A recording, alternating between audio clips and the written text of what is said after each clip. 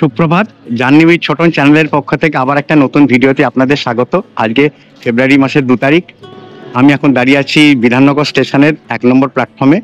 আজকে আমার গন্তব্যস্থল হচ্ছে জিরাট। আমি শিয়ালদা কাটোয়া লোকাল ধরবো বিধাননগর স্টেশন থেকে। তারপর আপনাদের জিরাটে নিয়ে গিয়ে 600 বছরের প্রাচীন এক সুন্দর মন্দির দর্শন করাবো। এই মন্দিরের নাম হচ্ছে সিদ্ধেশ্বরী কালীমাতা মন্দির। শিয়ালদা থেকে জিরাটে যেতে আপনাদের সময় নেবে 1 ঘন্টা 50 মিনিট। মাঝখানে 7-8টা স্টেশন থামবে। আর রেলওয়ের দূরত্ব হচ্ছে 68 কিলোমিটার। আপনারা হাওড়া থেকেও কাটোয়া লোকাল ধরতে পারেন। হাওড়া থেকে জিরাটের দূরত্ব হচ্ছে 60 কিলোমিটার আর সময় নেবে 1 ঘন্টা 32 মিনিট। আর মাঝখানে 21টা স্টেশন থামবে। চলুন তাহলে আপনাদের সঙ্গে আবার আমার কথা হবে জিরাট স্টেশনে গিয়ে।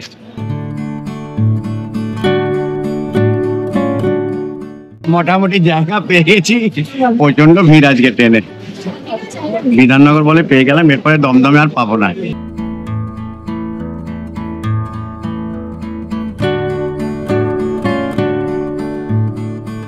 আবার আপনাদের সঙ্গে আমি কথা বলবো জিরাট স্টেশনে নেবে।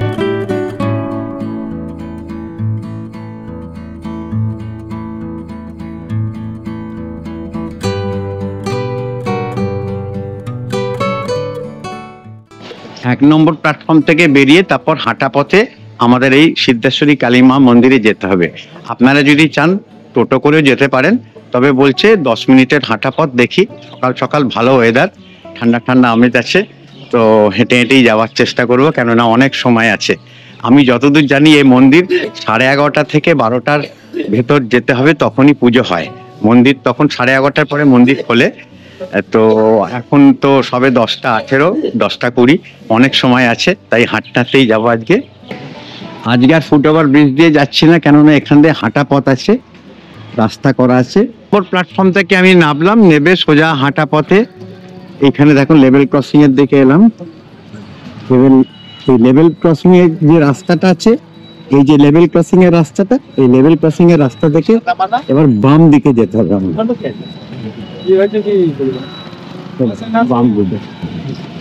বাম দিকে গেলে লেভেল ক্রসিং পেরিয়ে বাম দিকে টোটো স্ট্যান্ড। টোটো করে আপনারা যদি মন্দির অবধি যান 15 টাকা নেবে, কিন্তু টোটো মন্দির অবধি যাবে না, তার আগে চৌমাথায় আপনাদের নেমে পড়তে হবে। চৌমাথা থেকে একটুখানি হাঁটা পথে মন্দির। স্টেশন থেকে বাম দিকে আমি সোজা হেঁটে চলেছি মেন রাস্তা দিয়ে। আমাকে টোটো ওলা বললো 20 টাকা, কিন্তু অ্যাকচুয়ালি ভাড়া হচ্ছে 15 টাকা। এখানে চৌমাথা বলে একটা জায়গা আছে, সোজা স্টেশন থেকে বাম দিকে 1 নম্বর প্ল্যাটফর্মের পাশ দিয়ে যে মেন রাস্তাটা বাজারের দিকে চলে গেছে, সেই বাজার থেকে সোজা হাঁটতে হবে, চৌমাথা অব্দি যেতে হবে। চৌমাথা থেকে তারপর আরেকটু 200 গজ এগোলেই হচ্ছে এই কালীমাতা মন্দির। এই আমি চৌমাথা মোড়ে চলে এসেছি। এখান থেকে সোজা আমাকে ঢুকতে হবে, এই অবধি টোটো যায়, টোটো আসবে। এই স্টেশন থেকে আমি সোজা 15 মিনিট ধরে হাঁটলাম, হেঁটে এই চৌমাথায় এলাম। চৌমাথায় এসে এবার আর কোনো জায়গায় না ঘুরে সোজা যেতে হবে। চৌমাথা থেকে একটু হাঁটা পথ মন্দির অবধি যাওয়ার সময় বাম দিকে পড়বে কালিয়াগড় শ্রী শ্রী রামকৃষ্ণ পাঠচক্র। আপনাদের মঠ মন্দির আশ্রম দর্শন করানোর জন্য কোথায় কোথায় আমি চলে যাচ্ছি। যেই খোঁজ খবর পাচ্ছি একটা সুন্দর প্রাচীন মন্দিরের কথা বা মঠ আশ্রমের কথা, সঙ্গে সঙ্গে ক্যামেরা নিয়ে আমি বেরিয়ে পড়ছি আপনাদের দেখানোর জন্য। আমি জিরাটের সিদ্ধেশ্বরী কালী মায়ের মন্দিরের সামনে একদম চলে এসেছি। এই মন্দিরে কিন্তু কোনো পাঁচিল বা প্রবেশদ্বার নেই, একদম রাস্তার পাশেই মন্দির। স্টেশন থেকে আমি প্রায় 20 মিনিট হাঁটা পথে এই মন্দিরের সামনে চলে এসেছি। এবার চলুন আপনাদের আমি 600 বছরের প্রাচীন এই সিদ্ধেশ্বরী কালী মায়ের মন্দির দর্শন করাই, তার বিস্তারিত ইতিহাস বলি। দেখবেন আজকের ব্লগটা, আশা করি আপনাদের খুব ভালো লাগবে। 1000 বছর আগে জিরাটের নাম ছিল মোহাম্মদপুর।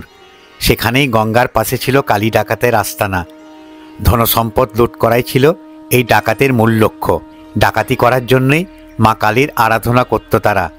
সেই থেকেই হুগলির জিরাটে অবস্থিত এই দেবী খ্যাত হন ডাকাত কালী নামে। পরবর্তীকালে সেই অনুসারে এই জায়গা পরিচিত হয় কালিয়াগড় নামেও। মন্দিরের চারিধার প্রাচীন বট, অশ্বত্থ, বেল ও নানা বৃক্ষে পরিবেষ্টিত। চারিধার নিস্তব্ধ।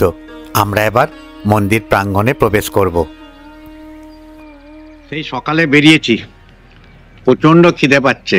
আর আমি তো এখন আমার একটু সমস্যার জন্য বাইরে খাওয়া একদম বন্ধ করে দিয়েছি। তো বাড়ি থেকে নিরামিষ উপমা এনেছি, মিসেস করে দিয়েছে সবজি এবং দিয়ে, সেটা অর্ধেক খেয়ে নিই, আর অর্ধেক দুপুরবেলা খাবো। আর মুড়ি আছে, জল আছে, ওটা একটু খেয়ে মোটামুটি আজকের দিনটা চালিয়ে নেব। এখন তো ভোগ প্রসাদও আমি কোথাও খাচ্ছি না। আর এই যে মন্দিরে আমি এসেছি, এই মন্দিরে কিন্তু কোনো প্রসাদের ব্যবস্থা নেই। এখন মন্দির চত্বর একদম ফাঁকা, কেউ নেই। 11:30টার সময় পুরোহিত মশাই আসবেন, উনি 1টা অবধি থাকবেন। 11:30 থেকে 1টা অবধি এখানে যদি কেউ পুজো দিতে আসেন তাহলে আপনারা আসতে পারেন। এই টিফিনটা খেয়ে তারপর আমি আপনাদের মন্দির চত্বরটা ঘোরাবো। ঘোরানোর পর এখানে মা গঙ্গার ঘাট আছে, ওখানটা যদি পারি আপনাদের একবার ন্যাচারাল ভিউটা দেখিয়ে দেবো। খুব সুন্দর জায়গা। আমার তো কোনো ড্রোন বা কোনো কিছু নেই যে আকাশপথ থেকে আপনাদের দেখাবো। আমার একটা ক্যামেরা, ওইটা নিয়ে আমি সব জায়গায় বেরিয়ে পড়ি। সিদ্ধেশ্বরী কালী মায়ের মন্দির ও তার ঠিক বিপরীত দিকে শ্রী শ্রী মহাকাল ভৈরবের মন্দির অবস্থিত। আমরা প্রথমেই দর্শন করব শ্রী শ্রী সিদ্ধেশ্বরী কালী মায়ের মন্দিরের দক্ষিণ দিকে শ্রী শ্রী মহাকাল ভৈরবের মন্দির।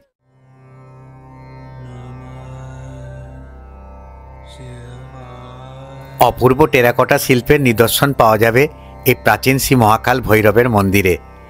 প্রথমে মায়ের পুজো হওয়ার পরেই বাবা ভৈরবের পুজো করা হয়। এই মন্দিরের চূড়া 8 চালা আকৃতির।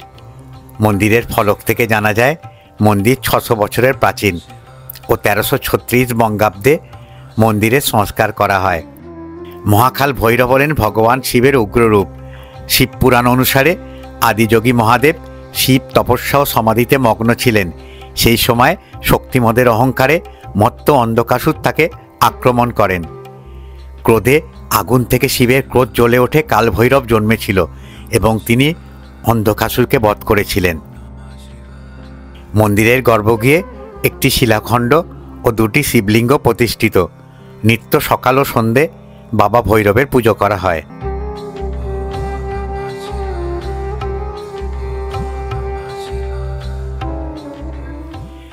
শ্রী মহাকাল ভৈরব মন্দির ও মায়ের মন্দিরের মাঝে 2টি প্রাচীন বটবৃক্ষ, যা বহন করে চলেছে 600 বছরের সেই পুরনো স্মৃতি।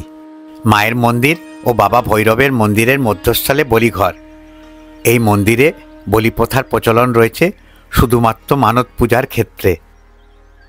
গঙ্গা নদীর পূর্ব পারে নদিয়া, সেখান থেকে এক ব্যক্তি গঙ্গায় ঝাঁপ দিয়েছিলেন, কিন্তু ভাগ্যক্রমে তিনি বেঁচে যান। ভেসে চলে আসেন জিরাটের গঙ্গার পশ্চিম পারে। কথিত আছে এরপরই দেবী তাকে স্বপ্নাদেশ দেন মন্দির প্রতিস্থাপন করে পুজো করার জন্য। মুখোপাধ্যায় ব্রাহ্মণ এই ব্যক্তি ওখানে বসবাস শুরু করে সিদ্ধেশ্বরী রূপে মা কালীর পুজো শুরু করেন। বংশ পরম্পরায় তারা মুখোপাধ্যায় হলেও মা কালীর পুজোর অধিকারী ছিলেন বলে তারা অধিকারী পদবি গ্রহণ করেন। তবে বর্তমানে সেই অধিকারী পরিবারের মাতুল বংশ চট্টোপাধ্যায় পরিবার পুজো করে আসছেন। এই মন্দিরে সিদ্ধেশ্বরী মায়ের কিছু বছর অন্তর অঙ্গরাগ হয়, তবে প্রাচীন মূল কাঠামোটি আজও অক্ষত রয়েছে। পুরাণ অনুসারে সতীর দেহাংশের মধ্যে যেখানে হাতের বালা বা বলয় পতিত হয় সেই জায়গাগুলি বলয়পীঠ নামে পরিচিত। কথিত আছে এই স্থানেই সতী মায়ের বালা পড়েছিল, তাই এই মন্দির বলয়পীঠ নামে সকলের কাছে পরিচিত।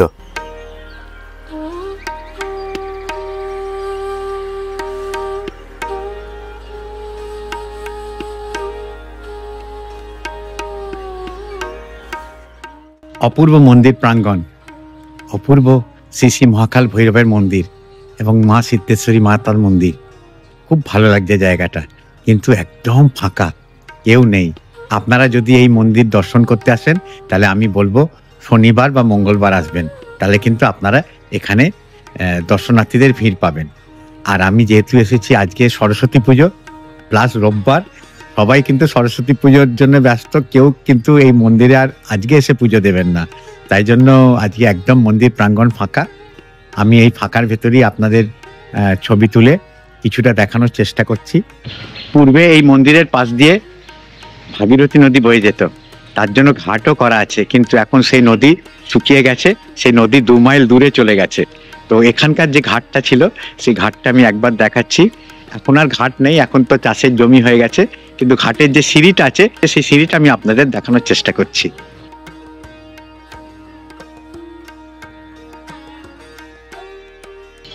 এই সেই প্রাচীন গঙ্গার ঘাটে যাওয়ার সিঁড়ি, এই নেমে গেছে।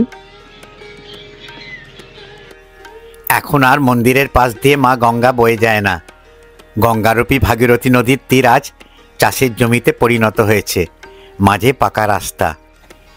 জিরাটের সিদ্ধেশ্বরী মায়ের এই প্রাচীন মন্দির আমাদের দর্শন হয়ে গেল। চলুন এই পাকা রাস্তা দিয়ে টোটো করে জিরাটের ফেরিঘাট ও জিরাট শহরের গর্ব বাংলার বাক স্যার আশুতোষ মুখোপাধ্যায়ের পৈতৃক বাড়ি, যা এখন আশুতোষ স্মৃতি মন্দির বালিকা বিদ্যালয় হয়েছে, তা আপনাদের দর্শন করাই, সাথে আমিও দর্শন করে নিই। ভাগ্যবশত একটা টোটো দাদাকে পেয়ে গেলাম। টোটো করে রওনা হলাম অসাধারণ গ্রাম্য পরিবেশ দেখতে দেখতে বাংলার বাক স্যার আশুতোষ মুখোপাধ্যায়ের পৈতৃক স্থান দেখতে। আজ সরস্বতী পুজো, তাই সব ছাত্রীরা রঙিন শাড়ি পরে সরস্বতী পুজোর আনন্দ নিচ্ছে। এই বিদ্যালয় 1959 সালে শুরু হয়েছিল। গ্রামের মধ্যে এত বড় বিদ্যালয় দেখে মনটা আমার খুব ভালো হয়ে গেল।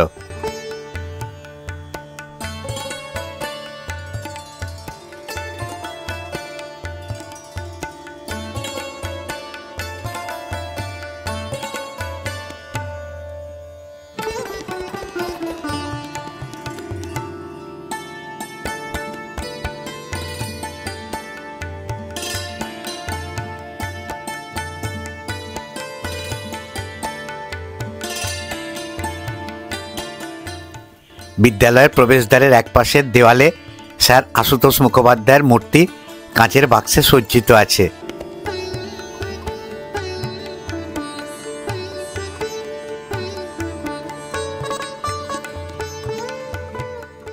প্রবেশপথের বাম দিকের দেওয়ালে স্যার আশুতোষ মুখোপাধ্যায়ের পরিবারের বিস্তারিত বিবরণী শ্বেতপাথরের উপরে লেখা আছে। জিরাটের গর্ব এই প্রাচীন স্কুল দর্শন করে আমরা আবার রওনা দিলাম জিরাটের খয়রামারি ঘাটের উদ্দেশ্যে। চারিধারে যেদিকেই তাকাচ্ছি শুধু সবুজের সমারোহ, সঙ্গে বন্ধু বান্ধবরা থাকলে খুব আনন্দ তো আজ। মাইলের পর মাইল খালি চাষ হয়ে যাচ্ছে, বিরাট জমি। বেশি বেশি এখানে পেঁয়াজ গাছ দেখলাম।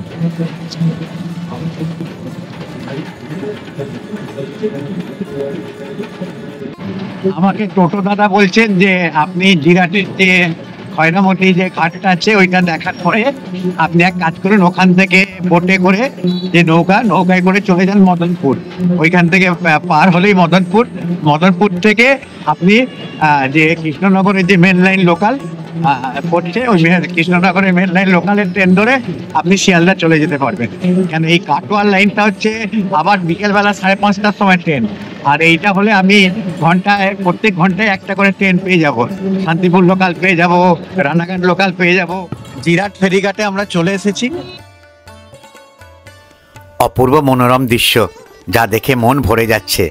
নদীর ওপারে নদিয়া জেলা। জিরাটের খয়রামারি ঘাটের ফেরি এইমাত্র ছেড়ে দিয়েছে। আমাকে আবার পরবর্তী ফেরির জন্য 1 ঘন্টা অপেক্ষা করতে হবে। তাই দেরি না করে পাশে 2 কিলোমিটার দূরে মিলনগড় ফেরিঘাটে গেলে ওখান থেকে গঙ্গা পেরিয়ে চাকদহ যাওয়া যাবে। তাই রওনা দিলাম মিলনগড় ফেরিঘাটের উদ্দেশ্যে।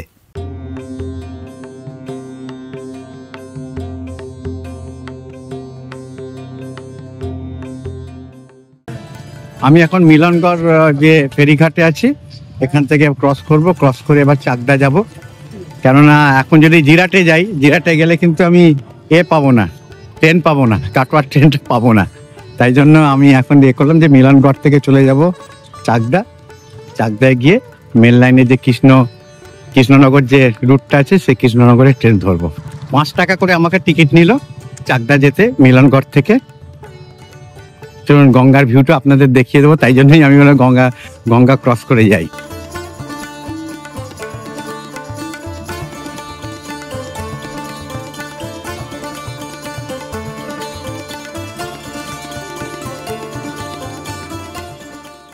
বাস, ট্রেন, স্টিমার, লঞ্চ, কোথায় না কোথায় ঘুরছি।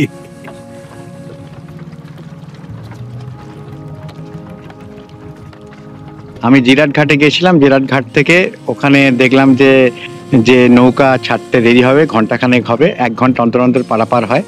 ওটা পার করলে কিন্তু মদনপুর যাওয়া যায়। আর তারপর আমি চলে এলাম টোটো করে এই ঘাটে মিলনগড়ে। এটা যখন আমি পার করব, ওটা হচ্ছে কি গৌরনগর ঘাট। পাশে এক দাদাকে জিজ্ঞেস করছি, গৌরনগর ঘাটে পৌঁছবো। ওখান থেকে তারপর টোটো করে আমি চলে যাব চাকদহ স্টেশনে। ওখান থেকে টোটো করে চাকদহ স্টেশনে চলে যাবো, তারপর মেন লাইনের লোকাল ধরে শিয়ালদা। আর এইদিকে কিন্তু কাটোয়া লোকাল একদম নেই, সেই বিকেল 5:30টার সময়। তাই আর ওয়েট করলাম না, যেহেতু আমার মোটামুটি হয়ে গেছে ভিডিও, তাই বাড়ি যাওয়ার জন্য শিয়ালদা লোকাল ধরতে হবে। এই কৃষ্ণনগর লাইনটাই বেছে নিলাম। চলুন একটুখানি এই খেয়া পাড়, নদী পাড়টা একটু দেখিয়ে দেবো, দেখিয়ে দিয়ে আমি ক্লোজ করে দেবো আজকের জন্য।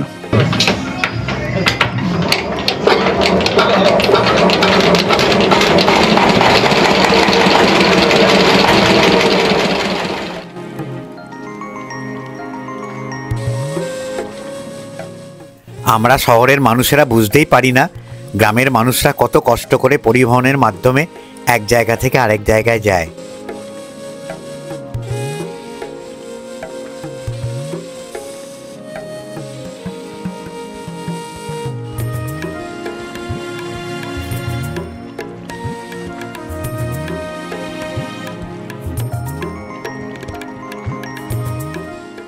আমাদের নৌকা 10 মিনিট নিল নদী পার হতে। আমরা এবার গৌরনগর ঘাটে নামব।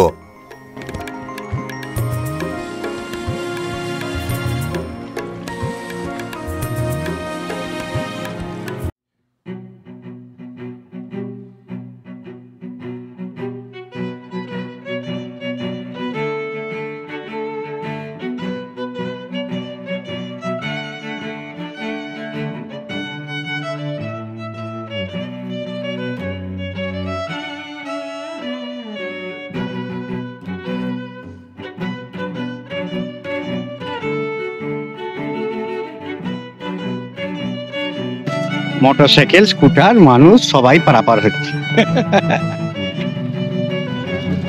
চলুন এবার টোটো ধরে চাকদা স্টেশন। আশা করি আজকের ভিডিওটা আপনাদের ভালো লাগলো। যদি আজকের ভিডিওটা ভালো লেগে থাকে তাহলে অতি অবশ্যই একটা লাইক দেবেন, আর আমার ভিডিওটাকে ম্যাক্সিমাম শেয়ার করার চেষ্টা করবেন। আপনারা যত বেশি শেয়ার করবেন তত বেশি বয়স্ক মানুষেরা বাড়িতে বসে আমার ভিডিওর মাধ্যমে নানান দর্শনীয় স্থান, মঠ, আশ্রম, মন্দির দেখার সুযোগ পাবেন। আপনারা যদি আমার চ্যানেলে নতুন দর্শক হয়ে থাকেন তাহলে আমি আমার পরিচয়টা বলে দিই। আমার নাম অলোক, ডাকনাম ছোটন। আমি নানান দর্শনীয় স্থান, মঠ, আশ্রম, মন্দির ঘুরে বেড়াই এবং তার ভিডিও তুলে আমার চ্যানেলের মাধ্যমে দেখাই। আশা করি আপনাদের আমার ভিডিওগুলো ভালো লাগে। আর যদি ভিডিওগুলো ভালো লেগে থাকে তাহলে অতি অবশ্যই আমি আপনাদের অনুরোধ করব আমার চ্যানেলকে সাবস্ক্রাইব করে বেল আইকনটা টিপে দেবেন। তাহলে আমি যখনই কোনো নতুন ভিডিও আপলোড করব তার নোটিফিকেশন আপনাদের মোবাইলে চলে যাবে। তাহলে আজকে ভিডিওটা এখানেই শেষ করছি। আবার আপনাদের সঙ্গে দেখা হবে আমার আগামী ভিডিওতে। আমি আবার একটা নতুন ভিডিও নিয়ে হাজির হব আমার চ্যানেল জার্নি উইথ ছোটনের মাধ্যমে। তাহলে আমি ভিডিওটা আজ এখানেই শেষ করছি।